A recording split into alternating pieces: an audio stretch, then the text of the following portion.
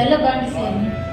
भाई मेरी बच्ची को A+ नीमिया की बीमारी है ना, जिसका मैं इलाज नहीं करा सकती। मेरे छोटे छोटे ये 3 बच्चे हैं, 2 और भी हैं, तीसरी ये बच्ची है।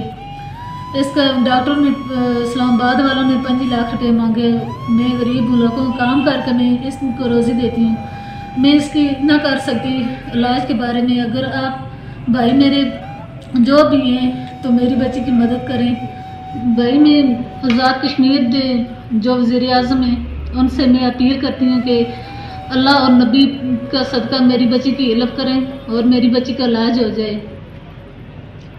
और पाकिस्तान वाले जो भी मेरे बहन भाई हैं वो भी मेरी बच्ची की मदद करें ताकि मेरी बच्ची की ज़िंदगी बच जाए। वज़ीर आज़म कश्मीर से मेरी अपील है कि वो मेरे इलाज के लिए